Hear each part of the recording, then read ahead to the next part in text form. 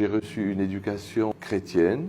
Je me rendais tous les dimanches à la cathédrale de Lausanne. À l'âge de 18 ans, j'ai eu une question en lisant la Bible dans le livre du Deutéronome au chapitre 18, où Dieu annonce à Moïse la venue d'un prophète semblable à lui pour les fils d'Israël. Dans l'Acte des Apôtres, au chapitre 3 et au verset 27, celui qui a écrit cet Acte des Apôtres nous dit que ce prophète qui est annoncé à Moïse, semblable à lui, est Jésus.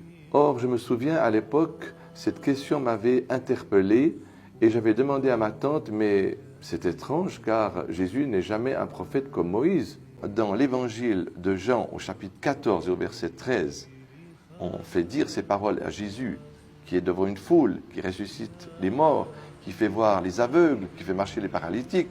Et Jésus aurait dit ces paroles qu'il n'a jamais dites.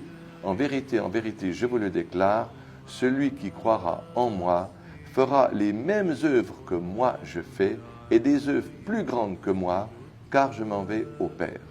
Et bien sûr, personne sur cette terre, que ce soit le pape ou de n'importe quelle secte qu'il appartient, quel que soit son rang, peut faire ce que Jésus a fait. Comment pourrait faire-t-il des choses plus grandes que lui? Et dans ce même évangile de Jean, Jésus va au cimetière et il va ressusciter Lazare. Et qu'est-ce que le texte nous dit en grec, qui n'est pas le texte en langue originale? Jésus dit « Ô Père, ressuscite-le ». Dieu s'adresse à Dieu. Ce n'est même pas lui qui le fait. S'il était Dieu, il aurait pu le faire. Mais il s'adresse à Dieu « Ô Père, ressuscite-le afin qu'il croie que tu m'as envoyé ». Donc le miracle est là pour prouver que Jésus était véridique, ce que dit d'ailleurs le Coran. Dans le Coran, c'est Al-Samiri qui a fabriqué le veau d'or. Dans la Bible, c'est le prophète Aaron. Donc je ne peux pas croire que les deux sont justes. Je suis obligé de croire ou bien c'est Aaron, le frère de Moïse, qui a fabriqué le veau d'or, ou bien c'est Al-Samiri. Vous voyez? Donc il y a beaucoup d'autres exemples et j'ai donné deux exemples qui sont absolus.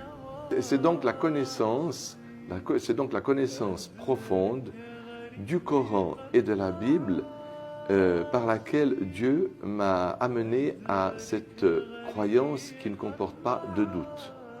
Ça, je peux dire que c'est la colonne vertébrale de mon expérience.